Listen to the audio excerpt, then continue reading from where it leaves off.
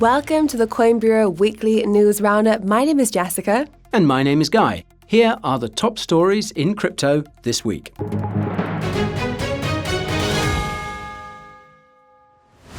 Sell the news. BTC tumbles despite the recent spot ETF approvals and continued inflows. Why is the crypto market looking so weak? ETH blasting off. Transactions on Ethereum hit a multi-year high, while a controversial Layer 2 launches its testnet and a developer report reveals the EVM's supremacy. What does this mean for ETH? SEC versus Coinbase. The crypto industry speculates about the possibility that the SEC's case against Coinbase will be thrown out following a meeting with the judge. Everything you need to know. Red Sea concerns. Disruption to a major supply chain lead to concerns that inflation could come back in a big way. How it could affect the crypto market. And a closer look at last week's top-performing cryptos and where they could be headed next. All this and more in just a moment. Last week, the crypto market experienced an unexpected downturn led by BTC. The downturn is believed to have been due to the over $5 billion of outflows coming from Grayscale's spot Bitcoin ETF, as GBTC arbitrageurs took their long-anticipated profits. The practical effect of this was BTC selling. There's just one problem with this perspective, and that's that the inflows into the other spot Bitcoin ETFs exceeded the outflows from Grayscale's by billions of dollars.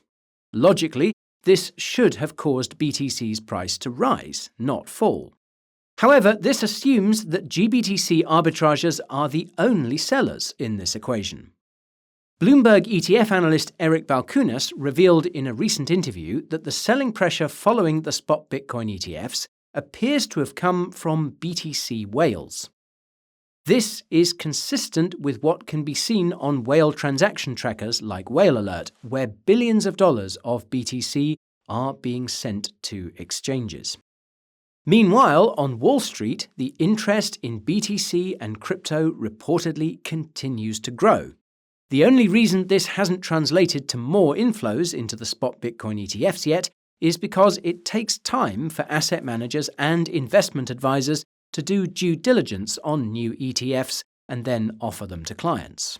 In other words, there will likely come a point where the inflows from TradFi investors will exceed the outflows from GBTC and the selling pressure from BTC whales. This will likely occur regardless, since all the GBTC holders and BTC whales will eventually run out of assets to sell, all while TradFi keeps buying. In the short term, though, there's no question that this is dragging down BTC's price. As you can see, BTC is looking very weak on the daily chart. It's sitting around a critical zone of resistance of roughly 42k and could crash down to 38k in the coming days. Note that long liquidations could take BTC lower. Zooming out to the weekly suggests that BTC could fall as low as 35k. You'll notice that this is where the Bollinger Band moving average is on this time frame, and that it has been very accurate at noting when BTC is in a bull phase or a bear phase. So long as BTC is above this level, the bull continues. Alternatively, BTC could bounce from this level and retest the Bollinger Band moving average from below, a move to roughly 44k. Depending on the catalyst which causes this move, it's possible that BTC will break back above that key level into bullish territory. Note that a short squeeze could occur too. In this case, the largest could be a retest of the recent high of roughly 49k. But make no mistake, this would require a very bullish catalyst of some kind. We'll come back to one such catalyst later on. Now, if you're planning to trade what is likely to be an explosive move, then be sure to check out the Coin Bureau deals page. It's got trading fee discounts of up to 60% and bonuses of up to $50,000 on the best crypto exchanges. These deals are the best out there and are only available here on Coin Bureau. It's for a limited time only, so check them out ASAP. The link will be in the description. Now, although the crypto market has been looking sluggish, if you peek below the surface, you'll notice something peculiar. ETH is looking surprisingly robust relative to BTC. For starters, ETH is still above the Bollinger Band moving average on the daily, meaning that it's still looking bullish in the short term. Not only that, but ETH has rallied significantly against BTC over the last couple of weeks and has maintained these recent gains despite the crypto market dip. In previous instances of such rallies, ETH would immediately lose ground to BTC when the crypto market fell. This time is different. Put simply, it looks like the rotation into ETH has finally begun, though it may not be obvious when the whole market is flashing red. This makes perfect sense, though, given that asset managers have turned their focus to the spot Ethereum ETFs in a big way. Franklin Templeton is the latest to call for an approval. While this is also nothing new, there is likewise something different happening beneath the surface. Transactions on Ethereum are at their highest level since November 2021.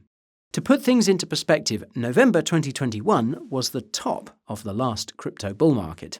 It's safe to say that Ethereum hitting these transaction levels at this stage in the crypto cycle underscores just how much ETH could explode in the next few months.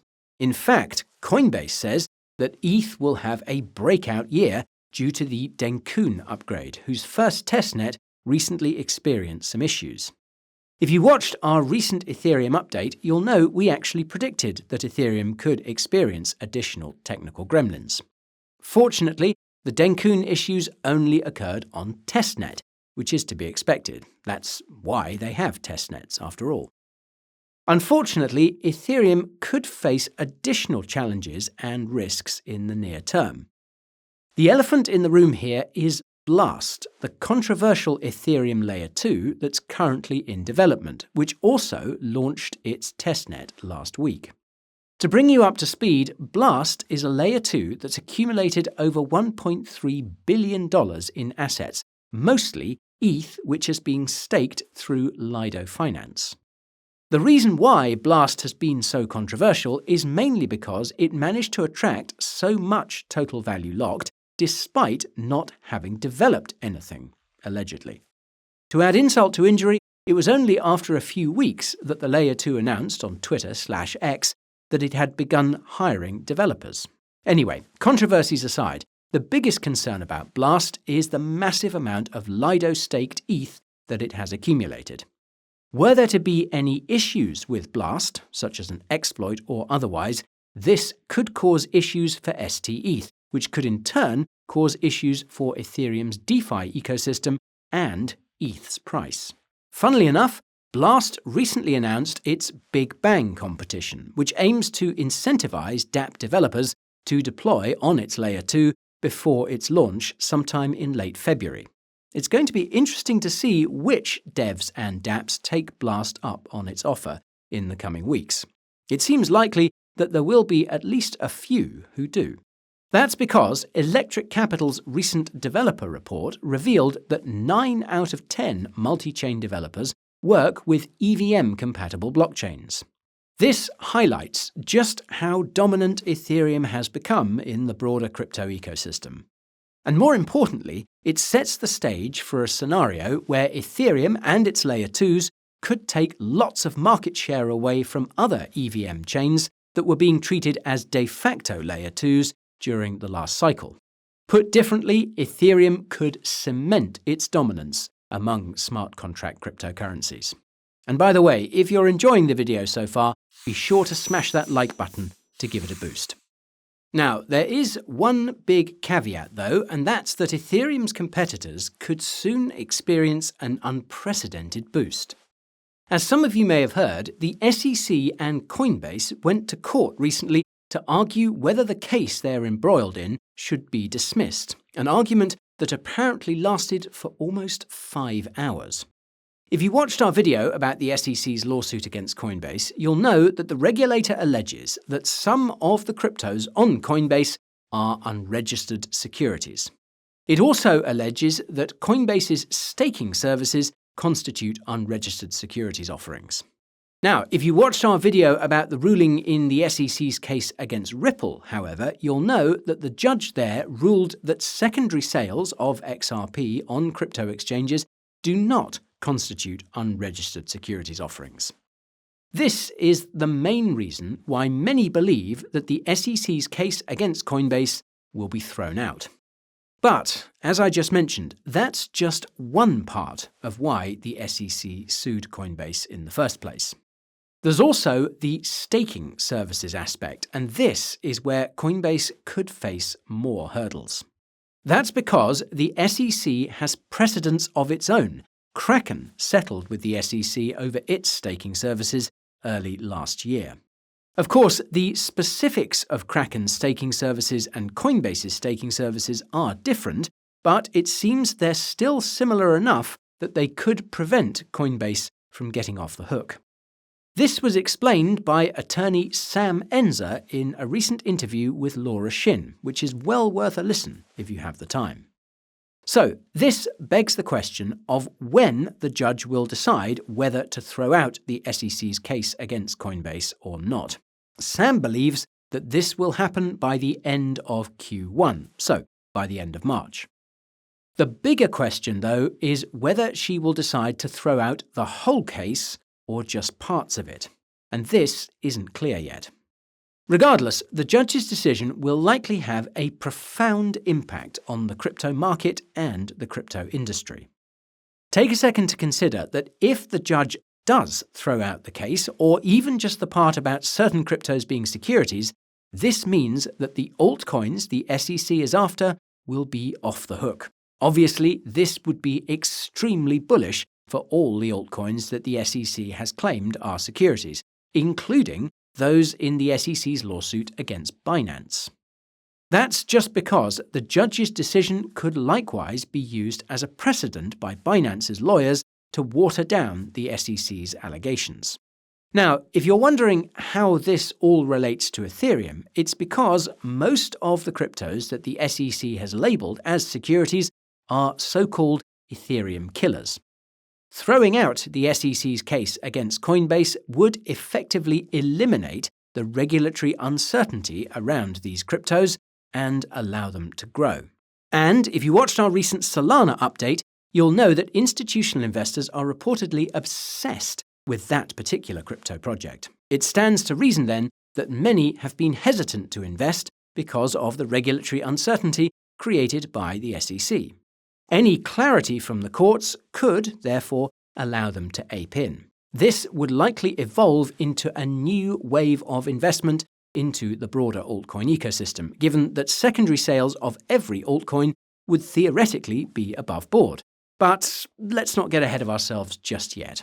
We know that the SEC has a habit of handing out surprises, and they're seldom of the good kind. On that note, there's been no shortage of surprises on the geopolitical stage, but I suppose that depends on whether or not you've been paying attention. If you haven't been, then here's the TLDR. The conflict in the Middle East appears to be escalating, and it looks like it's starting to affect supply chains.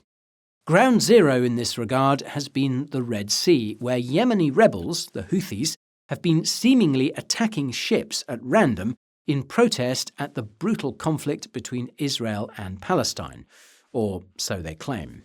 In response, the US and its allies have started sending in larger and larger forces to repel these attacks. Now, for context, around 12% of the world's trade passes through the Suez Canal, which lies at the opposite end of the Red Sea. Notably, the route through the Red Sea and the Suez Canal is critical for transporting goods from Asia to Europe and the UK. The only alternative is to go around the entire African continent.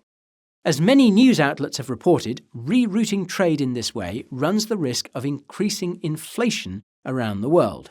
With the situation in the Middle East only continuing to escalate, some shippers are opting to go the longer route due to the risks and insurance costs associated with the Red Sea passage. As most of you will know, any inflation arising from such supply chain disruptions could run the risk of central banks having to keep interest rates high or even raise them higher. This would do serious damage to risk assets such as crypto, which are currently pricing in lots of rate cuts in 2024. Now, the good news is that it's likely that the US and its allies will get the Red Sea situation under control sooner or later. The bad news is that this could risk creating an escalation elsewhere in the region, probably involving Iran. For reference, Iran backs the Houthi rebels, causing chaos in the Red Sea. Attacks on the Houthis by the US and its allies could cause Iran to do something in response. Now, those of you who are deep in the weeds on geopolitics know that one thing Iran could do is cause issues in the Strait of Hormuz, through which 20% of the world's oil is shipped. As it so happens, though, Iran seems to be occupied with another conflict that's magically emerged. In any case, it's easy to forget about the worrying geopolitical backdrop against which the markets exist. At any moment, there could be a flare-up of an existing conflict, a new conflict, or a new set of sanctions or trade restrictions that could mess things up. Thankfully, though, crypto seems to be largely immune to most of these kinds of catalysts. And, speaking of crypto, it's about time we looked at last week's top-performing altcoins. So, Jessica, take it away. Thanks, Guy. Well, last week's top-performing cryptos were Ronin, Flare, Astar, PYTH Network, and Chiliz. Starting with Ronin, its Ron coin appears to have rallied on the news that a new game on Ethereum would be airdropping its native token to early users, and the news that the Ronin wallet has added support for Ethereum, Polygon, and the BNB chain. As you can see, Ron has been on a massive tear since October. It's up by more than 5x since that time, and appears to have painted a massive double bottom pattern. If it plays out, Ron could potentially see explosive growth over the coming weeks. This assumes that BTC will continue to behave. Next up, we have Flare Network, whose FLR coin appears to have pumped on the news that Google Cloud has become a validator on its Layer 1 blockchain. As you can see, FLR has likewise been in an uptrend since October, though it hasn't been nearly as strong. The catch is that FLR doesn't have much resistance between its current levels and around 2.7 cents. This could translate into some more gains in the short term if the catalyst can keep it going. As for Astar Network, it's not entirely clear why its ASTR coin rallied. We suspect that it has something to do with Ethereum's Dencun testnet, given that Astar announced that it would be launching a Layer 2 on Ethereum last September, thanks to a partnership with Polygon. The more you know. Now, this would make sense, given that Astar's price has been explosive since that September announcement. The chart looks similar to Ron's in the sense that it could be in the process of painting a double bottom that could foreshadow a massive gain in the medium term. Just remember that nothing goes up only. When it comes to PYTH Network, its PYTH token appears to have pumped due to the speculation that PYTH stakers will be eligible for additional airdrops in the future. Note that we recently covered PYTH Network for our Coin Bureau Club members. You can find more details on the deals page. Now, as you can see, PYTH is currently pushing up against a critical zone of resistance. If it can get above this zone, then it could see new all-time highs in the medium term. Finally, we have Chiliz, whose CHZ coin appears to have pumped on the news that the crypto project will merge with a South Korean crypto project called Clayton. We actually covered Clayton here on the main channel a while back. You'll understand why this is a fascinating announcement if you watched the video. Anyways, as you can see, this exciting news hasn't done much to increase Chili's price. This could be because Chiliz faces a lot of resistance to the upside. It's going to be interesting to see how the potential merger will affect Chili's tokenomics and price action. No doubt a topic for a future video. Now, if you want to keep track of the altcoins that are pumping the most and also where you can trade them, then be sure to check out the Coin Bureau Telegram channel using the link in the description. And that's all for today's Coin Bureau Weekly Crypto Review. If you enjoyed it, then you know what to do. Hit that like button, subscribe button, and bell icon too. Don't forget to check out our deals page where we have massive discounts and airdrop bonuses of up to $50,000 on some of the best exchanges, only for the viewers of this channel. Also, if you want to pick up some snazzy crypto merch, the Coin Bureau merch store has it all. You can find the link to that resource and many others in the description below. Thank you so much for watching, and we'll see you in next week's episode.